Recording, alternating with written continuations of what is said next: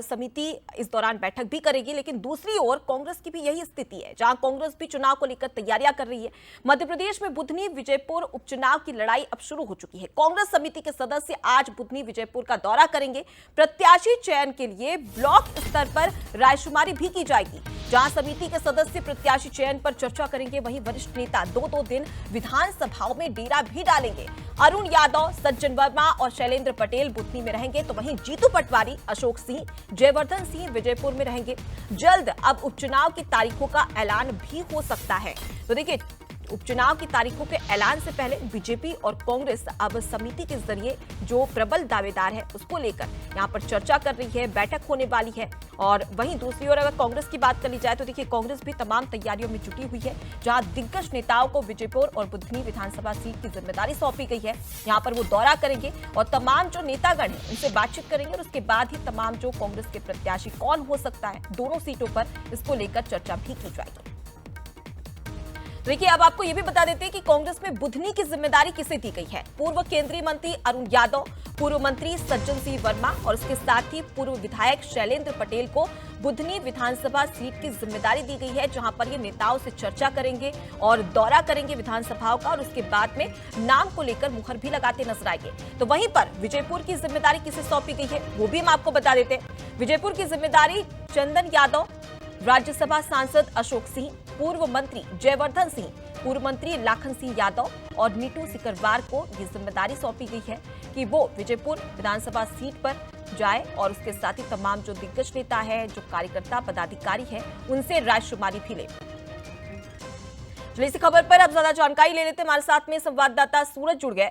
सूरज, बुधनी और विजयपुर सीट को लेकर तमाम तैयारियां कांग्रेस की ओर से भी शुरू हो चुकी है। ये जो दल है ये कब तक इन विधानसभाओं का दौरा करेगा और क्या कुछ बातें निकलकर सामने आएगी? कौन हो सकता है प्रबल दावेदार?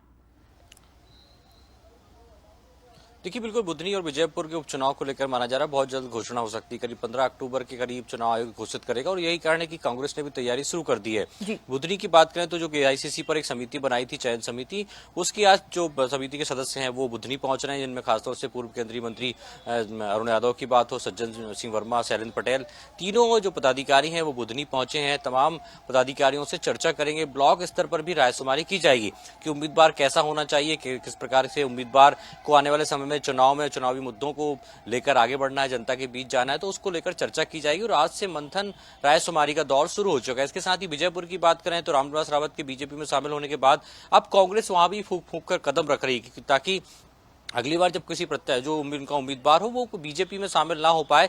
ऐसे में बहुत ही कह सकते हैं कि रायशुमारी और बहुत ज्यादा सोच समझकर कांग्रेस कदम उठाएगी। इसको लेकर वहां भी एक समिति बनाई, इसमें राज्यसभा सदस्य अशोक सिंह है, पूर्व मंत्री जयवर्धन सिंह के अलावा नीटू सिकरवार और खासतौर से चंदन सिंह, यानी 4 से 5 लोग हैं, वहां भी एक समिति के सदस्य बनाए गए हैं। वो भी विजयपुर पहुंचेंगे और 14, 15, 16 3 दिन तक लगातार नेता अलग अलग विधानसभा क्षेत्र के अलग अलग ब्लॉक्स में जाकर रायशुमारी करेंगे, जिलाध्यक्ष से बात करेंगे और कौन कौन संभावित दावेदार हैं उनसे भी मुलाकात करेंगे। उनका एजेंडा क्या रहेगा चुनाव को लेकर और किस तरीके से वो चुनावी राजनीति में आगे बढ़ेंगे। तो बहुत तस्वीर अब साफ हो चुकी है। लगभग 2 से 4 दिन बाद ये भी तय हो जाएंगी कि तारीखें कब है, लेकिन कांग्रेस की तैयारी शुरू हो चुकी है कि उम्मीदवार कैसा हो और अच्छा उम्मीदवार हो। क्योंकि बुधनी की यदि बात करें तो पूर्व केंद्रीय मंत्री शिवराज सिंह चौहान कई दशकों से वहां पर चुनाव लड़ते हुए आए, तो ऐसे में एक महत्वपूर्ण सीट कांग्रेस के लिए बुधनी भी है। तो वहीं विजयपुर जो कांग्रेस की परंपरागत सीट थी उसको भी बरकरार रखना कांग्रेस के लिए बड़ी चुनौती है। दोनों सीटों को लेकर कांग्रेस काम कर रही है। बिल्कुल, तो तैयारियां तो शुरू हो चुकी है, लेकिन सवाल यही कि आखिर किसकी कितनी तैयारी और कौन पड़ेगा किस पे भारी, इसका इंतजार करना पड़ेगा और वो तो रिजल्ट ही बताएगा। फिलहाल के लिए बहुत शुक्रिया सूरज, तमाम जानकारी हम तक पहुंचाने के लिए।